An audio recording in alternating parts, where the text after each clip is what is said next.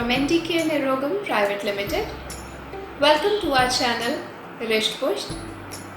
Today, as it's World Parkinsonism Day, so I'm here along with my other co-doctors and other teammates of Risht Pusht family to share with you some of the important, useful information regarding Parkinsonism disease and its cure as per Ayurveda. But first of all, I would like to thank Dr. Navdeep Sharma ji, who has been our guiding source and who has provided us the excellent platform through which we can interact with the society and also share important medical information with each one of you. Thank you, Dr. Navdeep Sharma ji, for always being an inspiration for all of us. Now, we come on to Parkinsonism. When we say Parkinsonism, then it is any condition where there is different abnormalities in movement. And this is what happens in Parkinson disease as well. Parkinson disease is a progressive nervous system disorder in which central nervous system is affected, where the nerve cells, when they get damaged, there occurs a drop in the dopamine levels, which in turn results in gradually developing some symptoms, in which the first one which occurs is there is slight tremors in one part of the body or in one hand of the body. Slowly, as I said, gradually develops. Further, the symptoms that develops are slow movement, stiffness in the body, and yes, loss of balance. Now, when we talk about Ayurveda, in Ayurveda, we relate Parkinsonism as one of the disorders caused due to Vata dosh imbalance. Ayurveda revolves around Vata, Pitta and Kapha, three doshas. Amongst it, when Vata dosh get imbalanced, it becomes one of the cause of Parkinson's disease. So whenever we plan treatment for Parkinson's disease, we keep in mind the use of herbs as per Ayurvedic literature, which balances Vata, which suppresses Vata dosha. In Ayurvedic literature, some of the best herbs which balance Vata are like Kapikachu, which is Mucuna pruriens, then Ashwagandha, Withania somnifera, Brahmi, Bacopa monnieri, garlic, Alum sativum, and yes, haldi, curcuma longa, which is very easily available in our kitchens too. So these are some of the best herbs mentioned in Ayurvedic literature, which suppresses Vata, and therefore they have proven results in treating Parkinson's disease. This much for today. Hope you all get benefited with the information shared by Risht Pusht team. We all wish you a healthy life ahead. Thank you so much.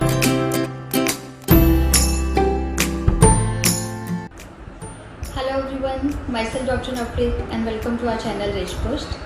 सबसे पहले तो मैं doctor Navdeep Sharma ji का धन्यवाद करना चाहूँगी कि उन्होंने हमें मौका दिया अपने चैनल पे रूबरू होने का।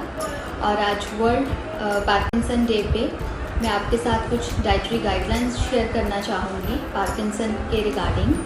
पार्किंसन में मतलब जो पार्किंसन डिजीज़ है आयुर्वेद में ये वात जन्य विकारों के अंतर्गत आती है। तो हमें जो इनकी डाइट है, वो पेशेंट की जो डाइट है वो मतलब ये ध्यान रखना है कि जो वात को प्रकोपित ना करे हमारी बॉडी में। और इसमें जो है हमें सबसे पहले तो लघु और सुपाच्य अन्न देना है। लघु का मतलब है लाइट एंड सुपाच्य मतलब जो इजीली डाइजेस्ट हो जाए। और इसमें हमें जैसे कि जो अवॉइड करनी है चीज़ें, मैदे से बनी हुई चीज़ें, जंक फूड हो गया, प्रिजर्वेटिव्स वाली चीज़ें जो कि हमारी मतलब इम्यून सिस्टम को डिस्टर्ब करती हैं और मतलब लेट डाइजेस्ट होती हैं। और मतलब हैवी फूड्स हमें अवॉइड करने हैं। और इसमें जो है प्रोटीन बेस्ड जो डाइट है वो हम ले सकते हैं, बट इसमें हमें नॉनवेज जो है वो अवॉइड करना है। हमें नेचुरल जो प्रोटीन है जैसे कि हमें पल्सेस से मिलती है वो आप दे सकते हैं पेशेंट को। और इसमें जो है ड्राई फ्रूट्स पेशेंट्स ले सकते हैं। हेल्दी जो हैं वेजिटेबल ग्रीन लीफी वेजिटेबल्स जैसे कि अभी जैसे समर्स चल रहे हैं तो अभी घिया, तोरी, टिंडे, परवल ये सब मार्केट में है, तो हम ये पेशेंट को दे सकते हैं। और रात को सोने से पहले जो है 1 घंटा पहले जो है वो डिनर कंप्लीट हो जाना चाहिए। उसके बाद जो अगर पेशेंट वॉक कर सकते हैं तो वो सबसे अच्छा है, वो वॉक कर लें थोड़ी सोने से पहले, एकदम से खाना खा के ना सोएं। और मतलब रात को जो है चावल अवॉइड करें, दही अवॉइड करें। अगर वो मिल्क लेना चाहते हैं तो थोड़ा ल्यूकवार्म मिल्क लें, उसमें जो हेल्दी ऑर्गेनिक जो टर्मरिक है वो ऐड कर सकते हैं। और जो मतलब ऐसी चीज़ें मतलब जो हेल्दी हैं पेशेंट के लिए वो हम जैसे फ्रूट्स हैं, फाइबर रिच डाइट पेशेंट के लिए ज़रूरी है। कॉन्स्टिपेशन पेशेंट को नहीं रहना चाहिए। कैस्टर ऑयल वो अपनी डाइट में ऐड कर सकते हैं जिससे कि कॉन्स्टिपेशन नहीं होती है। मतलब इस डिज़ीज़ में जो है कॉन्स्टिपेशन नहीं रहनी चाहिए पेशेंट को, तो ये ध्यान रखना है हमें। फाइबर रिच फूड दिन में 7 से 8 ग्लास जो है वो पानी के पेशेंट को लेने चाहिए ताकि बॉडी जो है हाइड्रेट रहे। और इसमें बाकी जो चीज़ें हैं थोड़ा जैसे कि हम वेजिटेबल में जब हम सब्जियां घर में बनाते हैं तो उसमें थोड़ा हींग का प्रयोग कर लें, ठीक है। तो इन सब चीज़ों का ध्यान रखना है। ये जस्ट मैंने आपको डू एंड डोंट्स बताए हैं, जनरल गाइडलाइंस बताई हैं। अगर जैसे कि हमारे यहाँ पे पेशेंट के सिम्टम्स देखते हुए, उनकी डिज़ीज़ को देखते हुए पर्सनलाइज्ड डाइट चार्ट भी बनाया जाता है डाइटिशियन की तरफ से, तो वो उन्हें बताया जाता है कि मतलब उनको क्या किस टाइम पे खाना है और कितनी क्वांटिटी में खाना है। ये सब चीज़ें जो मैंने आपको बताई हैं ये डू एंड डोंट्स है जो हम पेशेंट के लिए कर सकते हैं, मतलब कि हमें क्या देना है और क्या नहीं देना है। और बाकी हमारे चैनल पे बने रहिए, और भी ऐसे इन्फॉर्मेटिव वीडियोस जो हैं हमारे डॉक्टर्स आगे आपको बताएंगे इस डिज़ीज़ में। जैसे कि योगा एंड प्राणायाम बहुत ही ज़्यादा इफ़ेक्टिव है डाइट के साथ साथ, मेडिसिन के साथ, और योगा प्राणायाम भी बहुत ज़्यादा इसमें हेल्पफुल है, बेनिफिशियल है। तो आप हमारे चैनल पे बने रहिए आगे और भी वीडियोस देखने के लिए। Thank you.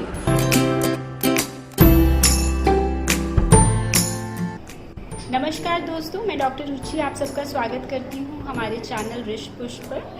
सबसे पहले मैं धन्यवाद करना चाहूँगी हमारे senior most Ayurvedic physician doctor Navdeep Sharma ji का, जिन्होंने मौका दिया कि मैं आपके साथ जुड़कर आपको गाइड कर सकूँ एक बहुत ही इम्पॉर्टेंट डिजीज़ पार्किंसन की मेन मेडिकेशंस के बारे में। दोस्तों, अगर हम पार्किंसन की बात करते हैं तो पार्किंसन एक ऐसा डिजीज़ है आयुर्वेद के अकॉर्डिंगली जिसके अंदर की वात दोष बहुत बढ़ना शुरू हो जाता है, इम्बैलेंस होना शुरू हो जाता है, जिसके कारण की न्यूरो डीजेनरेशन होती है, नर्व्स न्यूरॉन्स के बीच में प्रॉपर कोऑर्डिनेशन नहीं रहता है और उसके रिजल्ट के कारण मोटर एक्टिविटीज़ इफेक्ट करती हैं, जैसे कि स्पीच रिलेटेड डिसऑर्डर्स आते हैं या वॉकिंग में प्रॉब्लम आती है। इस तरह की प्रॉब्लम्स आना शुरू हो जाती हैं, ट्रैमर्स होते हैं, स्लोनेस होती है। There are number of symptoms related to the motor activities, और वो सिर्फ इसीलिए होते हैं क्योंकि कहीं ना कहीं जो है वो हमारा जो एक तरह से सेंसरी हमारा सिस्टम है वो एक डीजेनरेशन की तरफ जाना शुरू हो जाता है हमारे बॉडी में वात दोष के बढ़ने के कारण। दोस्तों, अगर हमें किसी भी डिजीज़ को जड़ से ख़त्म करना है तो उसकी जड़ को हिलाना बहुत ज़रूरी है उस बीमारी की। जैसे कि एक पेड़ है, हम उसे गिराना चाहेंगे तो जब तक हम उसकी ब्रांचेस को कट करते रहेंगे कोई फ़ायदा नहीं। जब तक हम उसकी रूट को ना कट करें वो पेड़ कभी नहीं गिरेगा। उसी तरीके से अगर हम किसी भी बीमारी का पेड़ गिराना चाहते हैं तो उसकी जड़ को, उसके रूट कॉज को ख़त्म करना या उस पर वर्क करना बहुत ज़रूरी है, नहीं तो हम पूरी तरीके से उस बीमारी को ठीक नहीं कर पाएंगे। यही सेम चीज़ जो है वो लागू होती है पार्किंसन में। पार्किंसन में अगर रूट कॉज वात दोष का इम्बैलेंस होना है तो उसका ट्रीटमेंट उसको बैलेंस करना है, वात दोष को बैलेंस करना है। तो अगर हम चाहते हैं कि पार्किंसन और उससे रिलेटेड सिम्टम्स जो हैं वो पूरी तरीके से बॉडी से हट जाएं तो हमें उसके रूट कॉज पे वर्क करना, वात इम्बैलेंस को बैलेंस स्टेज में लेकर आना बहुत ज़रूरी है।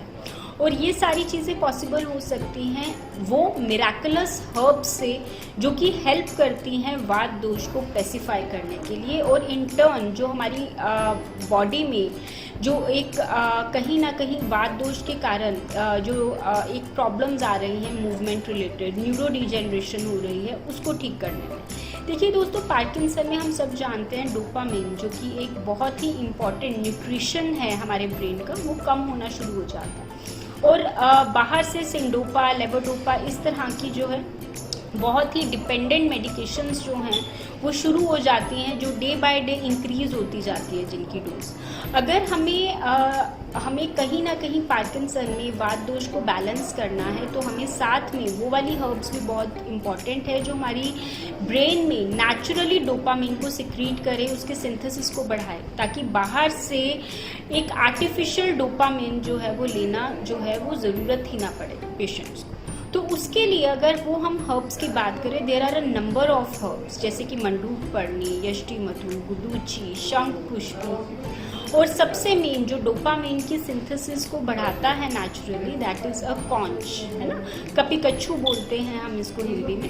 तो ये जो मैंने अभी आपको हर्ब्स बताई, सिर्फ यही नहीं, इसके अलावा there are a number of herbs, ashwagandha, shilajit, rason, there are number of herbs, tagar, balchar, jatamansi, there are number of herbs जो कि हेल्प करती है वात दोष को भी पेसिफाई करने में, न्यूरो डिजेनरेशन को भी कम करने में, और डोपामिन को भी बढ़ाने में। लेकिन this is not practically possible कि ये सारी हर्ब्स जो हैं वो डिफरेंट ली जाए। तो हमें एक ऐसे कुछ मिराकुलस हर्बल फॉर्मुलेशंस चाहिए उसके लिए, जिसको कि हम लें, और ये सारी जो हर्ब्स हैं वो बॉडी को एक एप्रोप्रिएट अमाउंट में मिल सके।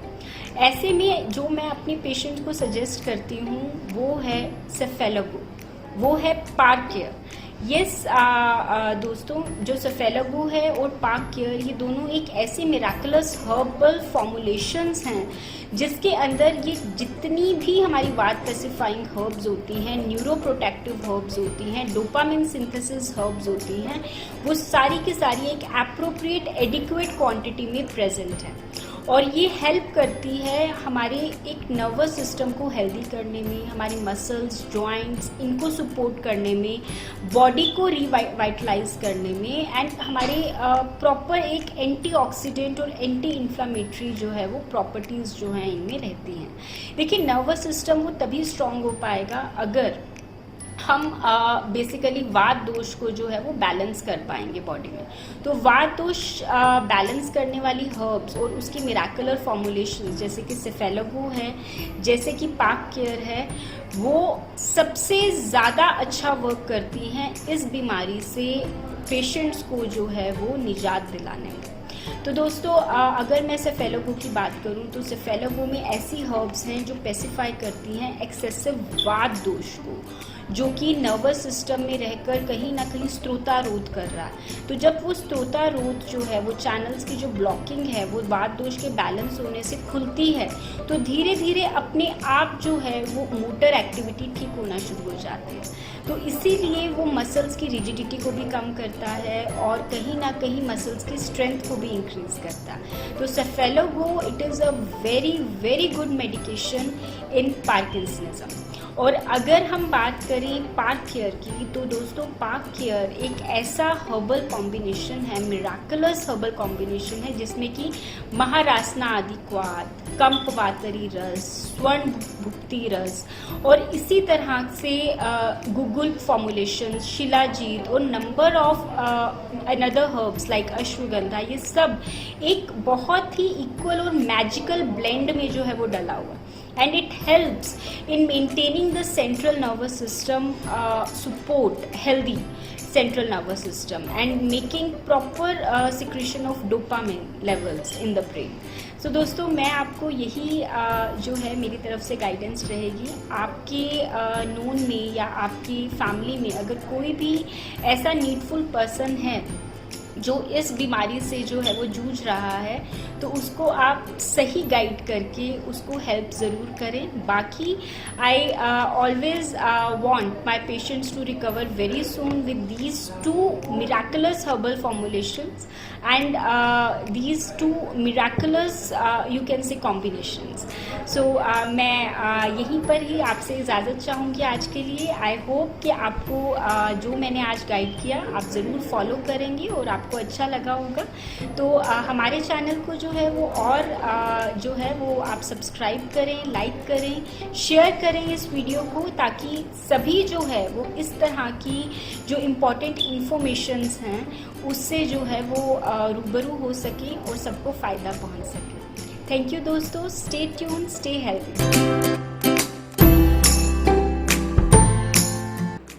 हेलो फ्रेंड्स, मैं डॉक्टर निखिल फ्रॉम रेस्पोस्ट. मैं आज आपको पार्किंसन के बारे में बताने जा रही हूँ कि पार्किंसन को आयुर्वेद में किस नाम से जाना जाता है और इसमें दोषों का क्या इन्वॉल्वमेंट है. तो पार्किंसन को जो है वो आयुर्वेद में कंपवात कहा जाता है. कंपवात नाम से ही पता चल रहा है. कंप मीन्स कंपन, ट्रिमर्स, वात मतलब वात दोष के बढ़ने के कारण बॉडी में ट्रिमर्स होना. तो अभी हम इसमें ये देखेंगे कि किस तरह से दोषों का इन्वॉल्वमेंट होकर ये सिम्टम्स जो होते हैं वो पेशेंट में अपेयर होते हैं. तो पार्किंसन में सबसे पहले तो हम ये बताएंगे कि वात दोष का इन्वॉल्वमेंट होता है वो सबसे ज़्यादा होता है. और इसको जो मतलब जैसे कहते हैं कि आयुर्वेद में एक पर्टिकुलर ननात्मज जो रोग होता है, मतलब एक पर्टिकुलर दोष के कारण होता है. तो इसमें क्या होता है, पार्किंसन में वात दोष एक पर्टिकुलर मतलब मेन दोष होता है जिसका इन्वॉल्वमेंट होता है. वात दोष का जो मेन स्थान होता है, विशेष स्थान होता है, वो कोलोन मतलब पक्वाशय होता है. और जो हमारी डाइट, फॉल्टी डाइट या लाइफस्टाइल होती है, इसके कारण क्या होता है, कोलोन में वात दोष इंक्रीज होने लगता है, विशेड होने लगता है. और विशेड होकर ये क्या करता है कि ब्लड मतलब जो रक्त धातु है उसके साथ मिलकर माइक्रो चैनल्स के थ्रू ये पूरे बॉडी में जो है स्थान संचय करता है.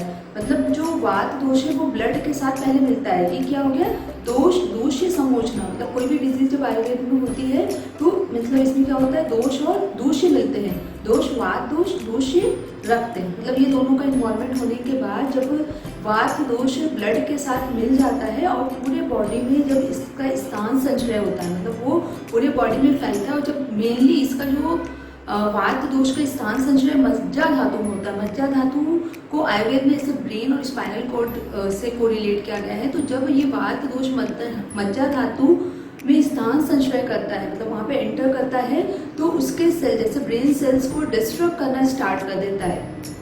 तो एलोपैथ में भी हम यही देखते हैं कि जो पार्किंसन की प्रॉब्लम होती है वो ब्रेन सेल, नर्व सेल्स के डिस्ट्रक्ट होने के कारण होती है. एक जो डिस्ट्रक्टिव डिसऑर्डर होता है. तो इसी तरह आयुर्वेद में भी जब वात दोष मज्जा धातु को डिस्ट्रॉय करता है, वहाँ पे स्थान संचय करता है, तब बॉडी में जो है वात दोष के सिम्टम्स अपेयर होना स्टार्ट हो जाते हैं.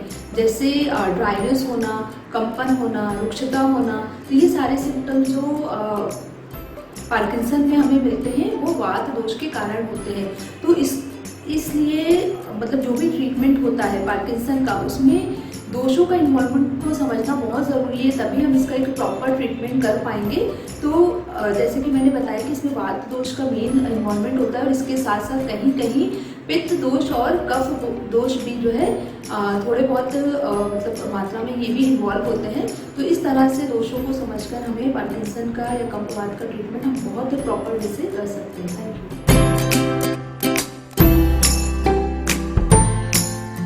नमस्ते. आज वर्ल्ड पार्किंसंस डे पे आप सबका स्वागत है. आज हम डिस्कस करेंगे कि पार्किंसन क्या होता है और इसको हम आयुर्वेद में किस प्रकार से एक्सप्लेन करते हैं. देखिए, पार्किंसन जो होता है एक सेंट्रल नर्वस सिस्टम का डीजेनरेटिव डिसीज है जो कि स्लो एंड ग्रेजुअल होता है. सेंट्रल नर्वस सिस्टम का एक पार्ट सबस्टेंशिया नाइग्रा जो है उसमें डोपामाइन जनरेटिंग जो सेल्स हैं उनका डीजेनरेशन पार्किंसन को जो है वो लीड करता है. अगर हम बात करें सिम्टम्स की, तो जो पेशेंट पार्किंसन वाले होते हैं इनिशियली उनको होता क्या है कि हाथ में और पैरों में हल्का सा ट्रेमर शुरू होता है. उनकी गेट डिफरेंट हो जाती है. जब वो चल रहे होते हैं तो उनका जो बैलेंस है वो बिगड़ना शुरू हो जाता है. वो चीज़ों को बैलेंस नहीं कर पाते हैं.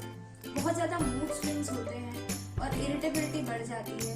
तो ये बहुत से सिम्टम्स ऐसे हैं जो कि पार्किंसन डिसीज में इनिशियल स्टेजेस में जो है देखने को मिलते हैं. इसी के साथ साथ पेशेंट का जो है एक्सप्रेशन ना आना फेस पे, उनकी इरिटेबिलिटी जैसे मैंने आपको बताया वो बढ़ जाती है। उसके साथ उनकी जो आर्म की स्विंग है, जैसे हम लोग चलते हैं तो आर्म का जो स्विंग होता है वो नहीं दिखाई देता है, कॉन्स्टिपेशन होता है, मूड स्विंग्स के साथ साथ डिप्रेशन की शिकायत आती है। तो ये जितनी भी प्रॉब्लम्स हैं, these all comes under the symptoms of Parkinson. अगर हम बात करें कि इसका कॉज क्या है, what is the cause of it, तो देखिए बेसिकली 2 कॉज मेनली लिए जाते हैं। वैसे तो फैक्टर अननोन है कि क्या रीजन है कि क्यों पार्किंसन होता है, लेकिन मेजर तौर पे 2 चीजों को लिया जाता है। एक होता है जेनेटिक फैक्टर, जो कि हमारे जीन्स लेवल पे जाके जो सेल्स का म्यूटेशन होता है, उस म्यूटेशन के कारण ये पार्किंसन डिसीज जो है वो डेवलप होता है।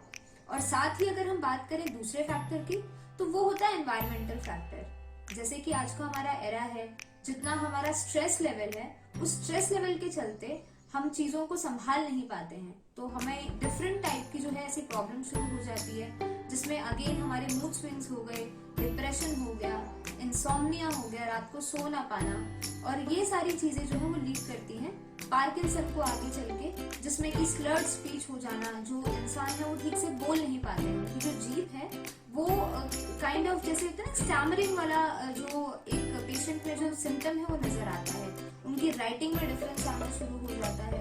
तो ये सारी चीजें जो है वो सिम्टम्स निकल के आते हैं, और मेजर कॉज जो है ये 2 कॉज कहे जाते हैं। अब अगर हम बात करें कि आयुर्वेद में पार्किंसन को किस प्रकार से लिया गया है, देखिए पार्किंसन को हमेशा मेजर तौर पे एक वात व्याधि के तौर पे लिया जाता है। वात व्याधि का अर्थ है कि जब आपकी बॉडी में वात का एग्रेवेशन हो जाता है, वात दोष जब बढ़ जाता है, तो वो वात जाके आपके सेल्स के सेलुलर लेवल पे जाके रिसाइड करना शुरू कर देता है। और जब ये सेलुलर लेवल पे रिसाइड करता है तो आपको ये सारे सिम्टम शुरू होते हैं, जो कि लीड करते हैं कंपवात को। कंपवात का अर्थ है कि जब आपके शरीर में कांपने वाली स्थिति शुरू हो जाए, जब आप हाथ ऐसे रखें लेकिन आपका हाथ ऐसे कांपे, तो ये सारी चीजें जो है वो कंपवात को लीड करती हैं। अब कंपवात की अगर हम चिकित्सा की बात करें आयुर्वेद में पंचकर्मा के थ्रू, हमेशा जब भी आयुर्वेद में हम ट्रीटमेंट की बात करते हैं तो वो 2 प्रकार से होती है। एक होता है औषधि और एक होता है हमारा शोधन कर्म। तो औषधि जो है उसमें मेडिसिन तो एज इट इज पेशेंट्स की चलती है, लेकिन जब हम बात करते हैं इंडिकेयर निरोगम प्राइवेट लिमिटेड में डॉक्टर नवदीप शर्मा जी, जो कि वर्ल्ड रेनाउंड डॉक्टर हैं और ब्रिटिश पार्लियामेंट में आयुर्वेद को रिप्रेजेंट कर चुके हैं और बहुत ही रीडिंग चैनल्स में भी वो आते हैं। तो अगर हम बात करें यहाँ पे कि हम किस प्रकार से ट्रीट करते हैं आयुर्वेद के क्लासिकल माध्यम से, तो वो आती है हमारी औषधि चिकित्सा, साथ ही साथ हमारी शोधन चिकित्सा। अब औषधि में तो आपका एक कॉम्बिनेशन ऑफ ड्रग्स जाता है, जो कि आपके डिसीज और सिम्टम्स के अनुसार आपकी औषधि दी जाती है। इसके अलावा जब शोधन की बात करते हैं तो शोधन में हमारा सबसे पहले एक बायो प्यूरिफिकेशन जिसे हम कहते हैं, बायो प्यूरिफिकेशन होता है सेल्स का, जो कि मल्टी डायमेंशनल रूप से हमारी सेल्स के ऊपर वर्क करके और इस वात को जो है वो कम करता है। तो उसके लिए सबसे पहला कर्म होता है स्नेहन कर्म। स्नेहन में होता है कि आपको प्रॉपरली मेडिकेटेड ऑयल से अभ्यंग किया जाता है, मसाज किया जाता है, जिससे कि आपकी बॉडी में नरिशमेंट आए और साथ ही साथ जो वात आपकी सेल्स में रिसाइड कर रहे हैं उसको हम कहीं ना कहीं जनरेट करके इंटेस्टाइन्स तक ला सकें। तो जैसे ही स्नेहन किया जाता है विद द्रव्य जो कि आपके वात को अनुलोमन करता है, आपकी वात दोष को जो है वो कम करता है, तो वो स्नेहन करके अभ्यंग करके फुल बॉडी का हम इन चीजों को बहुत हद तक जो है वो कम करने में जो है वो कारगर साबित होती हैं सारी थेरेपीज। सेकेंड हमारा आता है स्वेदन। स्वेदन का अर्थ है कि किस प्रकार से सुडेशन देके एक पेशेंट को स्टीम देके काढ़ों की किस प्रकार से जो हमने स्नेहन किया होता है, हमने जो ऑयल लगाए होते हैं मेडिकेटेड, उसको जो है हम दोषों को निकाल के स्वेदन करके सुडेशन करके हम उन सबको इंटेस्टाइन्स तक लेके आते हैं। इसके बाद हमारा थर्ड स्टेप होता है विरेचन, जिसमें हम परगेशन देते हैं पेशेंट को। ऐसी जड़ी बूटियां दी जाती हैं जिससे कि मोशंस इंड्यूस किए जाते हैं। तो मोशन इंड्यूस करने से क्या होता है कि पेशेंट की जितनी भी वात, सबसे पहले हमने सेल्स में से वो वात को लाया हमने पक्वाशय में, हमारे इंटेस्टाइन्स में, और उसके बाद विरेचन देके मोशंस लगवा के हमने जितने भी एग्रेवेटेड दोषास हैं, वो वात दोष है, उसका हम निर्हरण करते हैं। उसको हम सेल से, उसको हम इंटेस्टाइन से और आपकी बॉडी से निकालते हैं, ताकि एक stage of stability and nourishment हम दे सकें आपकी बॉडी को। एंड फोर्थ अगर हम बात करें तो इसके अलावा हम देते हैं बस्तीकरण, जिसे हम एनिमा कहते हैं। तो मेडिकेटेड ऑयल की, मेडिकेटेड काढ़ों की, ये सारी जो है वो बस्ती दी जाती है, एनिमा दिया जाता है, जो कि आपके स्नेहन, स्वेदन, विरेचन और उसके बाद बस्ती देके जो आपके दोष एग्रेवेट हो चुके हैं, आपका ये सारी चीजें करने के बाद उनका हम स्थापना कर सकें, उनको हम अपनी जगहों पे वापस वैसे ही हम दोषों को पहुंचा सकें एक नॉर्मैलिसी कंडीशन में, एक नॉर्मल कंडीशन में। इसके साथ साथ जो हमारे सिम्टम बेस्ड होते हैं, जैसे कि नींद ना आना, या ऐसा होता है कि इरिटेबिलिटी होती है, मूड स्विंग्स होते हैं, फ्रीजिंग पॉइंट्स होते हैं, जो कि पार्किंसन के बहुत मेजर सिम्टम्स कहे जाते हैं, याददाश्त कम होना या याद ना रहना चीजें, तो इन सब चीजों के लिए बहुत कारगर होता है शिरोधारा, शिरोअभ्यंग और शिरोबस्ती। अगेन ये तीनों चीजें मेडिकेटेड ऑयल से की जाती हैं और इसके रिजल्ट्स हम लोग बहुत अच्छे देखते हैं जब हमारे यहाँ पेशेंट एडमिट होते हैं, हमारे यहाँ पेशेंट आते हैं और वो डॉक्टर नवदीप शर्मा जी की गाइडेंस के अंडर हम उनको जो चिकित्सा देते हैं, उससे उनको जो हम इम्प्रूवमेंट देख पाते हैं, that is the best thing which we see in our patients. तो आप लोगों को पार्किंसन डे पे यही एडवाइस रहेगी डॉक्टर्स के एंड से कि इन चीजों को समझिए, हमारे तक पहुंचाइए, सिम्टम बेस्ड और जो भी आपको फिजिकल कंडीशंस आ रही हैं वो हमें बताइए, ताकि हम आपको एक हेल्पिंग हैंड देके इन सारी चीजों से निकलने में मदद कर सकें। तो आज के लिए इतना ही, जुड़ते हैं आपसे जल्दी ही। Doctor Ankita signing off. Take care, स्वस्थ रहिए, रिष्टपुष्ट रहिए। नमस्ते। नमस्कार, मेरा नाम डॉक्टर आरती है फ्रॉम रिष्टपुष्ट और आज हम बात करेंगे पार्किंसन डिजीज के बारे में, जिसे कि आयुर्वेद में कम्फवात के नाम से जाना जाता है। कम्फवात जैसे कि नाम से ही पता चल रहा है कि वात के बढ़ जाने से जब शरीर के अंगों में कंपन आने लगे तो उसको कम्फवात कहा जाता है। जैसे कि हैंड्स में ट्रैमर्स आना या हमारा फेस जो है वो भी हिलने लगता है, ट्रैमर करने लगता है, तो ऐसे लक्षण जब आने लगते हैं तो वो पार्किंसंस डिजीज रहती है। एलोपैथी की बात करें या मॉडर्न की बात करें तो पार्किंसन डिजीज का जो कारण रहता है वो रहता है कि जो हमारे ब्रेन से न्यूरोट्रांसमीटर्स डोपामिन रिलीज होता है, वह जब अपनी पर्याप्त मात्रा में रिलीज ना हो, उससे कम रिलीज हो रहा हो, तो पार्किंसन डिजीज के जो सिम्टम्स हैं वो अराइज होना शुरू हो जाते हैं। और लक्षणों की अगर बात करें तो पार्किंसन पेशेंट में जो लक्षण दिखाई देते हैं वो इस तरह से रहते हैं। जैसे पेशेंट को वॉक करने में प्रॉब्लम रहती है, वो वॉक अच्छे से नहीं कर पाते हैं, फिर उनको डर लगा रहता है कि शायद गिर जाएंगे, और कुछ पेशेंट्स गिरते भी हैं, चलते चलते वो अचानक से गिर पड़ते हैं इम्बैलेंसिंग के कारण। हाथ में ट्रैमर्स होना, खाना अच्छे से ना निगल पाना, जो भी नर्वस रिलेटेड इश्यूज रहते हैं, जैसे कि लेग्स में पेन रहना, लेग्स का फ्रीज हो जाना या नींद प्रॉपरली नहीं आना, डिप्रेशन के सिम्टम्स आना कि उनका मन नहीं करता है किसी से बात करने का, अकेले रहते हैं, अपने आप में खोए रहते हैं, ये सभी लक्षण जो है वो पार्किंसंस के पेशेंट्स में दिखाई देते हैं। जब डोपामिन का जो रिलीज है वो सिर्फ कम हुआ है तो वह पार्किंसंस होता है, और जब पेशेंट के सिम्टम्स इतने ज़्यादा बढ़ जाए और डोपामिन का रिलीज इतना कम हो जाए कि पेशेंट बेड रिडन हो जाता है, और उस केस में उसको पार्किंसनिज्म कहा जाता है। जो सिंथेटिक डोपामिन हम लेते हैं लाइक लीवोडोपा, सिंडोपा, ये सभी क्या करते हैं, these make body habitual of taking synthetic dopamine in daily life. तो हमें आयुर्वेद से जो है नेचुरल डोपामिन रिलीज के लिए जो है ट्रीटमेंट करना चाहिए कि जो नेचुरल डोपामिन है उसकी सिंथेसिस हमारे ब्रेन से ही बढ़ सके। और ऐसा आयुर्वेद में दो तरह से किया जा सकता है, शमन चिकित्सा से और शोधन चिकित्सा से। शमन चिकित्सा रहती है जब हम वात को बैलेंस करने के लिए, वात दोष को बैलेंस करने के लिए हम हर्ब्स का, सप्लीमेंट्स का यूज करेंगे, मेडिसिन का यूज करेंगे, ताकि वात बैलेंस हो सके और हमारा ब्रेन जो डोपामिन रिलीज करना है, न्यूरोट्रांसमीटर डोपामिन रिलीज करता है, वह पर्याप्त मात्रा में हो सके, तो वह शमन चिकित्सा रहती है। और वहीं शोधन चिकित्सा होती है जब हम external therapies, panchakarma therapies use करते हुए वात को बैलेंस भी करते हैं और साथ में नॉर्मल फंक्शनिंग ऑफ ब्रेन, जो कि डोपामिन रिलीज करना एक फंक्शन है हमारे ब्रेन का, वो बूस्ट करते हैं। और ऐसा देखा गया है कि जब भी हम शोधन चिकित्सा करते हैं, हम पंचकर्मा ट्रीटमेंट करते हैं, हमारे जो रिजल्ट्स होते हैं, जो पार्किंसंस की इम्प्रूवमेंट्स होती है, वो एकदम से बढ़ जाती है।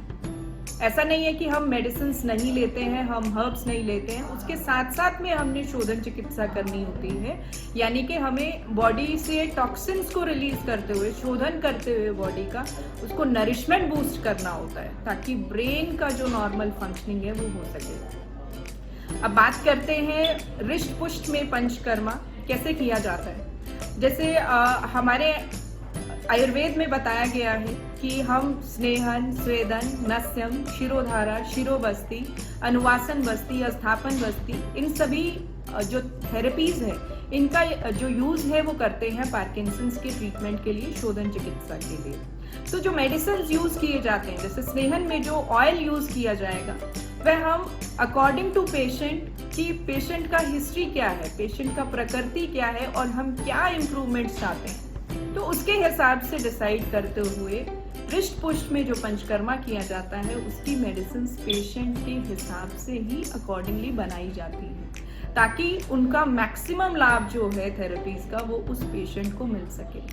किसी पेशेंट में देखा जाता है कि ट्रैमर्स बहुत ज़्यादा होते हैं बट और कोई सिम्टम्स नहीं होता है, जैसे फियर ऑफ फॉल नहीं होता है, walking is perfectly all right, appetite is fine, sleep is fine, तो हम उस पेशेंट को वही ट्रीटमेंट नहीं दे सकते जो टोटली बेड रिडन पेशेंट है, राइट।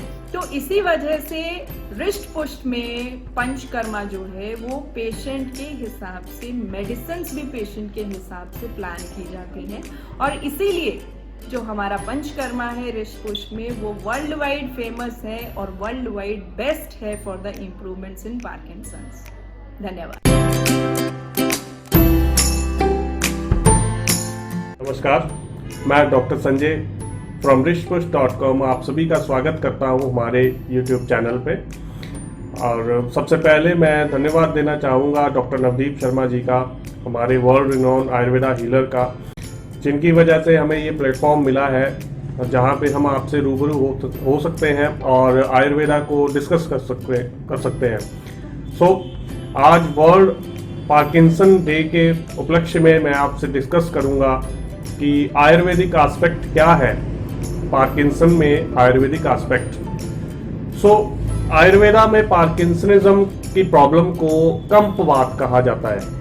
कंपवात जैसा कि नाम से ही पता चल रहा है, कंप और वात मीन्स वात दोष जब प्रकोपित हो जाता है, वात दोष की जब दृष्टि हो जाती है तो शरीर में एक तरह से कंपन होता है। शरीर के किसी एक अंग में, हाथ में, पैर में कहीं पे कंपन होता है, जिस वजह से इसको कंपवात कहा जाता है। अब ये कंपवात होता कैसे है? सबसे पहले ये जान लेते हैं कि हमारे शरीर में 3 जो है पिलर्स हैं हमारी बॉडी के, दोष जो है वो है वात, पित्त, कफ। 3 दोष हैं और इन दोषों के भी आगे 5 टाइप्स होते हैं। तो हम सिर्फ वात दोष की बात करेंगे। जैसे वात दोष है, वायु है, 5 तरह की वायु हमारी बॉडी में होती है। प्राण वायु, उदान वायु, समान वायु, व्यान वायु और अपान वायु। अब ये जो 5वीं वायु है अपान वायु हमारे मलाशय, रक्तम, वहां पे होती है, वहां पे रहती है, जिसका मेन जो काम है वो है हमारे मल मूत्र का विसर्जन करवाना।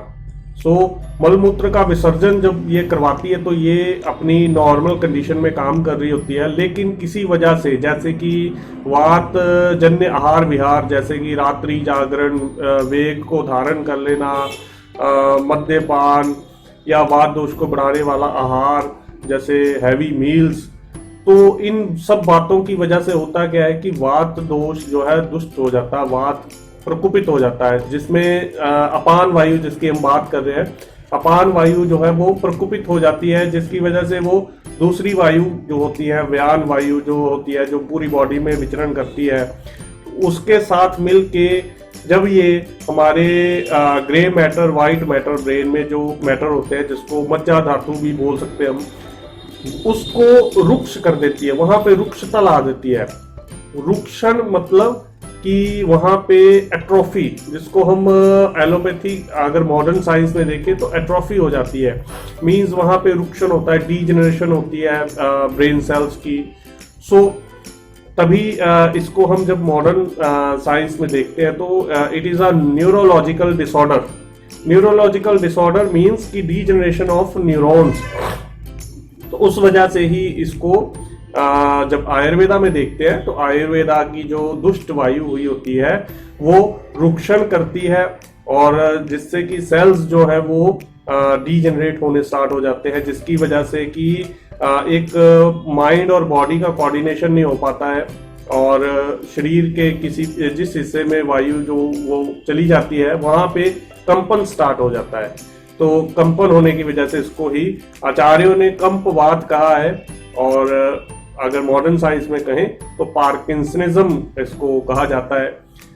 तो इसके इलाज में बहुत सी हर्ब्स होती हैं, बहुत से थेरेपीज होती है, बहुत सी चिकित्सा जो इसका वर्णन किया गया है आयुर्वेदा में, उसका डिस्कशन हम किसी दूसरी वीडियो में करेंगे। और आज के लिए इतना ही। जाने से पहले आपसे एक रिक्वेस्ट करना चाहूँगा, ऐसी ही और इंफॉर्मेशनल वीडियोस देखने के लिए हमारे चैनल्स को सब्सक्राइब करें। अगर आपको वीडियो अच्छी लगी हो तो उसको लाइक करें, कमेंट करें, शेयर जरूर करें, क्योंकि आपका एक शेयर किसी की ज़िंदगी में एक नॉलेज और किसी की ज़िंदगी में किसी प्रॉब्लम को ठीक कर सकता है। तब तक के लिए धन्यवाद, नमस्कार।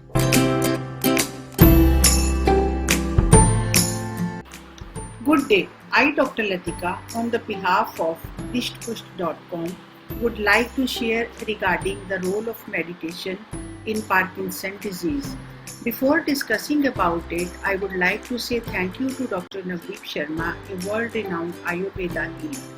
Under his guidance, today I am able to share about the role of meditation in the Parkinson's disorder. It is all because of his expertise and his guidance to all of us, so that we could be able to share with you to help you to come out of this disease.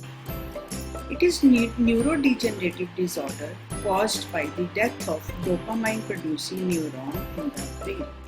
When this affects in the brain, it causes several symptoms like anxiety, depression, tremors, dementia. In all these symptoms, meditation plays very important role to come out of it. Meditation is like a quiet mind to feel living in the Parkinson's disease. It is a struggle against motor and cognitive functions.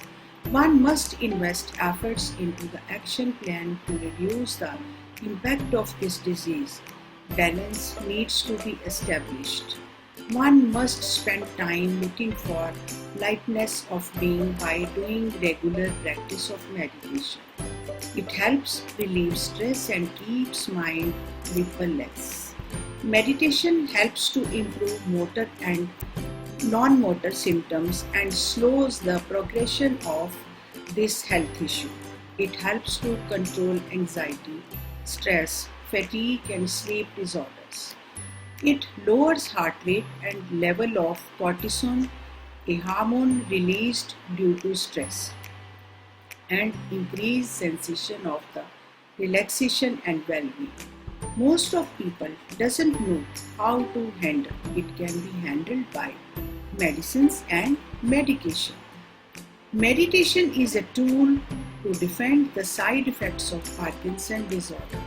It is a procedure where the person uses different methods to come out of it, and for example with mindfulness and focusing his mind. It helps to bring mind into peace, which helps to be a patient free from anxiety and stress. Meditation helps to cleanse our body from any harmful toxins. It helps to repair brain cells to some extent also. It helps to increase the secretion and productivity of dopamine in brain cell to some extent. If someone is Parkinson disease patient, he or she should definitely try meditation. It will beneficial to certain level. With all this information, I would like to say goodbye to all of you. Thank you so much. I hope you must be able to get some information and knowledge to work on yourself to come out of Parkinson disease. Thank you so much.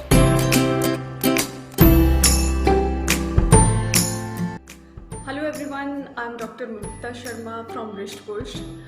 Today we will discuss about the role of yoga in Parkinson. As we all know that Parkinson is a neurodegenerative disorder जिसमें बहुत अलग अलग तरीके के symptoms देखने को मिलते हैं, ट्रैमर्स, ब्रेडिकाइनेसिया, इम्प्रॉपर गेट या फिर रिजिडिटी। ये कुछ बेसिक सिम्टम्स हैं, कार्डिनल सिम्टम्स है जो कि हमें पार्किंसन यानी कि कमख्वात के पेशेंट में देखने को मिलते हैं। अगर हम बात करें इसके ट्रीटमेंट की तो allopathic point of view treatment के अलावा अगर हम आयुर्वेद ट्रीटमेंट की बात करें, जो भी दवाइयाँ रहती हैं या कुछ थेरेपीज रहती है, apart of that what we prefer to perform yoga pranayam on regular basis. As we all know that yoga is a sister science of Ayurveda, right? So yoga हमारी सोल को, हमारी ब्रेन को, हमारी body को, health को, सभी चीज़ों को बैलेंस करके रखती है। अगर हम बात करें पार्किंसन के पेशेंट्स में तो फिजिकल लेवल पे और मेंटल लेवल पे हमें दोनों तरीके का ट्रीटमेंट चाहिए होता है, दोनों तरीकों का सिम्टोमेटिक रिलीफ चाहिए होता है और योगा प्राणायाम इन दोनों ही चीज़ों में हेल्प करता है। अगर हम बात करें फिजिकल स्ट्रेंथ को बनाने की, रिजिडिटी है, बॉडी में बहुत ज़्यादा स्टिफनेस है या इम्प्रॉपर गेट है, ब्रेडिकाइनेसिया, स्लोनेस ऑफ मूवमेंट है, इस तरीके के सिम्टम्स में पेशेंट कुछ इस तरीके के आसन परफॉर्म कर सकते हैं जैसे कि बल आसन, विडाल आसन, वृक्षासन। पेशेंट टू पेशेंट वेरी करेगा कि वो उनकी कैपेबिलिटी कितनी है बॉडी की, ये कौन कौन से आसन परफॉर्म कर सकते हैं, राइट। इससे उनकी जो मसल्स हैं, मसल्स की स्टिफनेस, रिजिडिटी या फिर स्ट्रेंथ बनाने में हेल्प करेगा, बैलेंस बनाने में हेल्प करेगा। अपार्ट ऑफ दैट अगर हम बात करें मेंटल हेल्थ की, अगर क्योंकि पार्किंसन के पेशेंट्स में जनरली ये भी देखा जाता है कि एंजाइटी होना, डिप्रेशन होना, मूड स्विंग्स होना, हेलुसिनेशंस होना, क्यों? क्योंकि डोपामिन की कमी की वजह से। और डोपामिन को जो कि हैप्पी हार्मोन कहा जाता है, जब हैप्पी हार्मोन की कमी हमारी बॉडी में हो रही है तो इस तरीके के सिम्टम्स भी डेफिनेटली हमें देखने को मिलते हैं। तो ऐसे केस में मेंटल रिलैक्सेशन के लिए या फिर हमारे ब्रेन के कोऑर्डिनेशन के लिए, ब्रेन के रिलैक्सेशन के लिए कुछ ऐसे प्राणायाम जैसे कि अल्टरनेट ब्रीथिंग एक्सरसाइजेस, अनुलोम विलोम, भ्रामरी प्राणायाम, just deep inhale and exhale, Om chant, इस तरीके की कुछ चीज़ें परफॉर्म करने से पेशेंट को बहुत अच्छा रिलीफ देखने को मिलता है। तो इसीलिए दवाइयों के साथ साथ, मेडिसिन के साथ साथ अगर एक पेशेंट योगा प्राणायाम को भी अपनी लाइफ का एक पार्ट बनाते हैं, अपनी बॉडी की कंडीशन के अकॉर्डिंग कुछ योगासन को परफॉर्म करते हैं, तो कंपैरेटिवली बहुत अच्छे रिजल्ट्स मिलते हैं उन पेशेंट्स के जो कि टोटली डिपेंडेंट होते हैं ओनली मेडिसिन पे। So request you all to follow everything in a proper manner. आहार विहार औषध, आहार मीन्स डाइट, विहार मीन्स लाइफस्टाइल, लाइफस्टाइल में योगा प्राणायाम भी आप इंक्लूड करते हैं, then medicine. So I hope आप सभी ये चीज़ें प्रॉपरली फॉलो करेंगे। Thank you so much.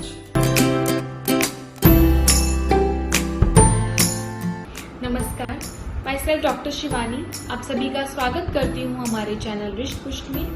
सबसे पहले मैं डॉक्टर नवदीप शर्मा जी का थैंक्स करना चाहूँगी जिन्होंने आप सभी के रूबरू होने का मौका दिया। आज वर्ल्ड पार्किंसन डे पर मैं आपके साथ dos and don'ts in your lifestyle for Parkinson patient के साथ शेयर करना चाहूँगी।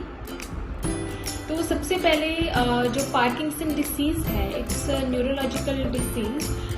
इसमें अगर आप अपनी लाइफस्टाइल, अपने दिनचर्या को चेंज करते हैं तो आपके जो लाइक ट्रमर्स हैं और बॉडी स्टिफनेस है, उन सब चीज़ों को रोकने में मदद करेगा।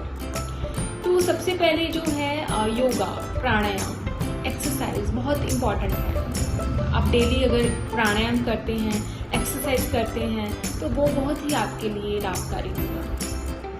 जैसे कि आप अनुलोम विलोम करते हैं और योगा करते हैं, आसनास करते हैं, तो उससे क्या होगा कि आपके जो ट्रेमर्स हैं, आपके जो बॉडी की स्टिफनेस है और जैसे कि आप पेन रहती है बॉडी में, जोड़ों में पेन रहती है, जॉइंट्स में पेन रहती है, तो उन सब चीज़ों को रोकने से जो है बढ़ने से रोकेगा। और जैसे आप खुद भी जैसे घर पे आप अपने जैसे रिस्ट है उसको मूव कर सकते हैं, नेक को मूव कर सकते हैं, साथ ही में जैसे आपके टोज को मूव कर सकते हैं। तो ये सब चीज़ें आपने ध्यान में रखनी है और हिम्मत नहीं हारनी आपने। जैसे आप अपनी स्ट्रेस जो है ज़्यादा मत लें। स्ट्रेस को दूर करने के लिए आपने जैसे अपना फेवरेट म्यूज़िक सुन सकते हैं, अपने किसी फ्रेंड को इनवाइट करके उनके साथ वॉक कर सकते हैं। और जैसे आप अपना साथी में जैसे स्ट्रेस जो है दूर रखें, क्योंकि स्ट्रेस से क्या होगा, आपके जो ट्रेमर्स हैं और बॉडी की स्टिफनेस है और ज़्यादा वर्स होती चली जाएगी। तो इस चीज़ का भी आपने ध्यान रखना है। नेक्स्ट मैं आपको बताना चाहूँगी कि आपकी जो प्रॉपर स्लीप है, नींद जो है प्रॉपरली लें, क्योंकि अगर आप जैसे सोने से पहले हैवी मील को अवॉइड करें और अल्कोहल को अवॉइड ज़रूर करें, क्योंकि इससे क्या होगा, अगर आप हैवी मील लेते हैं तो आपको डिस्टर्बेंस होगी सोने में, तो आप हैवी मील को अवॉइड करें और अल्कोहल को भी। अपनी जो बेडशीट्स हैं उसको रेगुलरली चेंज करवाते रहें। ये सब चीज़ें आपने ध्यान में रखनी है। तो बाकी जो है आपने जैसे मैंने आपको जो भी गाइड किया है उसको ध्यान में रखना है। एंड साथ ही में आपने रेगुलरली एक्सरसाइज ज़रूर करनी है, प्राणायाम ज़रूर करना है, योगा ज़रूर करना है, डीप ब्रीथिंग बहुत इम्पॉर्टेंट है, वो भी आपने ज़रूर करना है, मेडिटेशन बहुत इम्पॉर्टेंट है, वो भी आपने ज़रूर करना है। तो इसी के साथ में मैं आपको बताना चाहूँगी कि डिसीज़ में ज़्यादा आपने स्ट्रेस नहीं लेना, कामली जो है अपने जो सारे काम करने हैं। जैसे अगर आप किसी चीज़ को जैसे वॉक कर रहे हैं तो आप उसी पर फोकस रखें, ड्यूल वर्क मत कीजिएगा। एंड बाकी आपने बिल्कुल जैसे ये सब चीज़ें अपनी डेली लाइफस्टाइल में ज़रूर करनी है। साथ ही में आपने हिम्मत भी रखनी है, क्योंकि इस डिसीज़ को जैसे आप धीरे धीरे करके अपनी लाइफस्टाइल में जब चेंजेस करेंगे तो डेफिनेटली आपको जो है जो इस इसके सिम्टम्स से जो है आपको जो है काफ़ी रिलीफ मिलेगा, वो नहीं पड़ेंगे। तो इस चीज़ का भी आपने ध्यान रखना है। तो ऐसी और ज़्यादा महत्वपूर्ण जानकारी के लिए आप हमारे चैनल को लाइक और सब्सक्राइब कर दीजिए। इसी के साथ मैं डॉक्टर शिवानी आपसे इजाज़त चाहती हूँ। खुश रहिए, स्वस्थ रहिए, नमस्कार।